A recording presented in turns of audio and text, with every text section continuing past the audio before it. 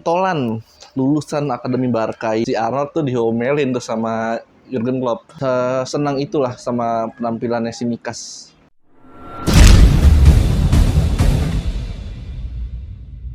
Halo Sobat ND60, selamat datang di konten kita, Liter. Berita seputar Liverpool Inter. Hilangkan Cooper, biar nggak keder, bikin lo nggak minder. Sesuai janji gue bakal ngebahas review tentang Inter versus Torino, Inter versus Pleasant, lalu ada Liverpool versus Ajax, dan juga Inter versus Udinese. Ya sayang juga nih, gue Inter versus Udinese itu nggak ngebahas prediksinya. Padahal tuh match dibilang seru nggak juga. Tapi ya udahlah ya. Mending kita langsung bahas reviewnya aja. Sini gue bakal langsung ngebahas Inter versus Torino. Ya, di situ Inter akhirnya bisa mencicipkan kemenangan setelah 2 laga kalah nih. Ya, pada akhirnya lah ya. Kemenangan Inter bisa ngeraih dengan maksimal. Ya, setelah kalah lawan sang Scudetto tahun lalu nih, AC Milan di Derby della Madonnina, dan juga kalah pas lawan Bayern Munchen. Akhirnya Inter bisa merasakan kemenangan lagi. Dan di kemenangan ini gue sangat amat mengapresiasi sang kapten Samir Handanovic. Di situ Handa itu sangat mendominasi cuy. Terhitung Handa melakukan save sebanyak 7 dan 2 save-nya itu cukup krusial. Sampai-sampai nih Vlasic sama Sanabria tuh kebingungan buat gimana cara ngejebolin gawang Inter. Emang gokil si Handa itu pas lawan Torino. Ya seperti yang kita tahu lah ya, Brozovic mencetak gol di penghujung pertandingan di menit 89. Di situ umpannya Barella gokil banget asli. Umpan silang crossing gini loh, apa sih namanya, hampir mirip-mirip drive shoot umpannya itu, dan langsung disamber oleh Brozovic. Itu akhirnya cukup lega lah ya gue pas nonton itu. Akhirnya bisa tercipta gol untuk Inter dan membawa kemenangan untuk Inter. Ya, seperti yang gue bilang tadi, Handanovic sangat superior di pertandingan lawan Torino, dan dia berhasil mendapatkan man of the match. Yang sedikit gue notice, sebenarnya Inzaghi kayaknya sih masih ngeraba formasi gitu lah ya. Tapi ya it's okay lah. Permainan dan berjalannya pertandingan itu masih bagus. Itu fine-fine aja lah harusnya untuk Inzaghi. Oke, sekarang gue mau langsung ngebahas Inter versus Victoria Pleasant. Di pertandingan Inter lawan Pleasant, Inter mainkan kiper Andre Onana. Akhirnya Onana kembali dipercaya oleh Inter di fase grup Champions League ini. Dan untuk backnya itu ada Bastoni, Acerbi, sama Skriniar. Lalu untuk gelandangnya itu ada Marcelo Brozovic, Nicolo Barella, dan juga Henrik Mkhitaryan. Cukup menarik ya kita ngelihat Mkhitaryan starting di lineup kali ini lawan Pleasant. Untuk duo sayapnya, akhirnya Gosens bisa dipercaya oleh Inzaghi di starting lineup, ditemani oleh sayap kanannya itu ada Dum. Dan penyerangnya ada duet dari Korea dan Zeko. Ya overall Inter sih mainnya bagus banget. Ya terbukti nggak ada shoot berarti juga dari Pleasant ke gawang Inter. Dan Bastoni tercatat itu melakukan passing 100% di situ. Dan Acerbi dia melakukan clearance juga cukup banyak. Dan untuk duet dan sisa dari trio backnya ini bermain cukup optimal juga.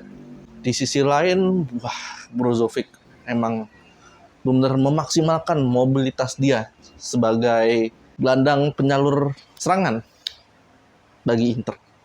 Baik dalam bertahan, dalam penyerangan, itu benar gokil Brozovic pas saat lawan Victoria Pleasant. Tambah Barella yang sampai bikin Pavel Buka kena kartu merah gitu. Aduh, angin seger banget buat Inter.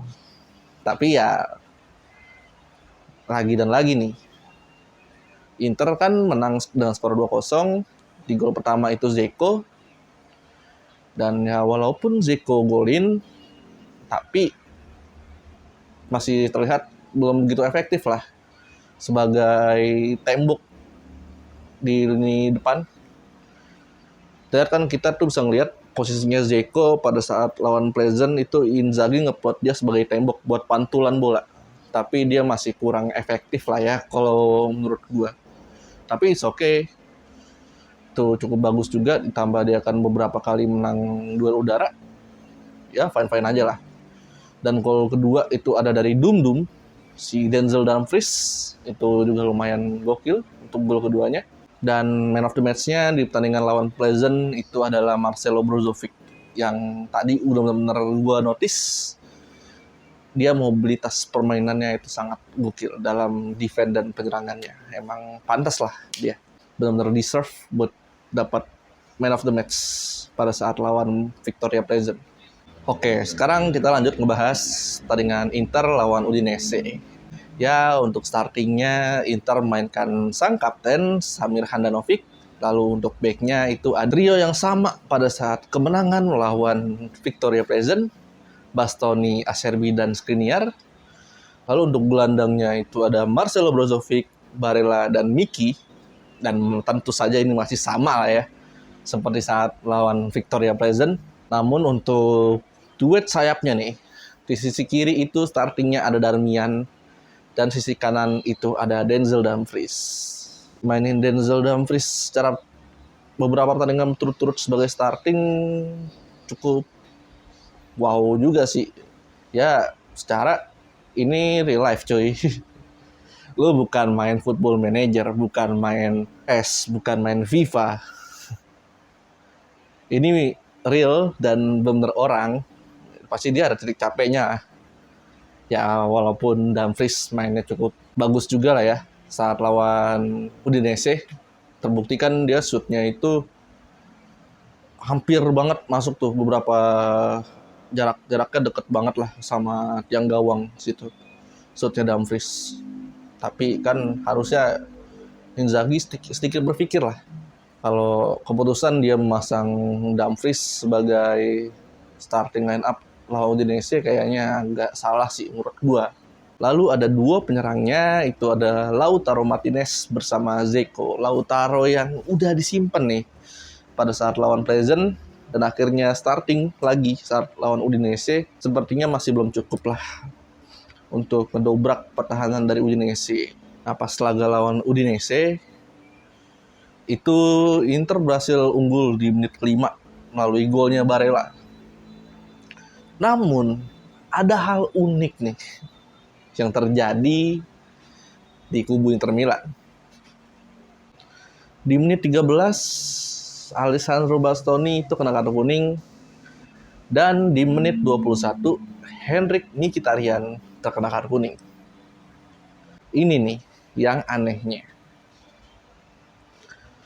Bastoni dan Mkhitaryan diganti di menit 31 oleh Inzaghi. Dan yang gantinya adalah Di Marco untuk gantiin Bastoni, dan Roberto Gagliardini bermain menggantikan Mkhitaryan. Ya di situ sih kelihatan banget ya, Bastoni ngamuk-ngamuk sih pas diganti di menit 31. Ya siapa yang gak kesal coy? Lu main satu babak juga belum, tapi udah diganti gitu. Aduh. What's wrong with Inzaghi? Oh iya, setelah Mkhitaryan kena kartu kuning, di menit 22-nya itu Inter kena own goal dari Milan Skriniar. Di situ Inter cukup alot lah dalam segi serangan di babak utama. Namun di babak kedua sepertinya sudah mulai agak penyegaran di kubu Inter, jadi agak sedikit imbang lah dalam segi permainannya. Ya terlepas dari itu, si Deulofeu nih, pentolan lulusan Akademi Barca ini, wow, mainnya benar gokil. dan sukses banget dia ngancurin pertahanan Inter, benar diacak-acak sama dia. Gokil lah. Apresiasi untuk De La Veu. Oke, sekarang gue mau langsung bahas di pertandingan Inter kok Inter lagi sih? Liverpool melawan Ajax. Di sini Liverpool memainkan starting ideal dia. Alisson sebagai kiper. Virgil van Dijk ditemani oleh Joel Matip di sisi back. Lalu untuk back sayapnya itu ada Arnold di sisi kanan, dan sisi kiri ada Greg Kostas Tsimikas. Dan untuk DMF-nya itu ada Fabinho, dan CMF-nya ada duo Harvey Elliott bersama Thiago Alcantara.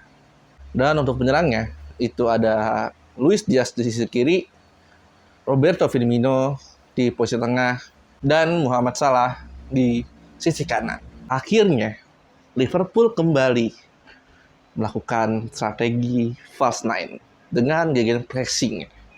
Wow, suatu hal yang sangat amat kita rindukan ya. Ya, kebukti juga di situ Muhammad Salah kembali kayak dulu, ngacak-ngacak pertahanan lawan. Luis Diaz pun sama, dan akhirnya berbuah gol di menit 17 untuk Muhammad Salah. Namun sayang ya, di menit 27-nya Muhammad Kudus itu berhasil golin juga ke gawang Liverpool. Dan ini yang sangat amat gue notice.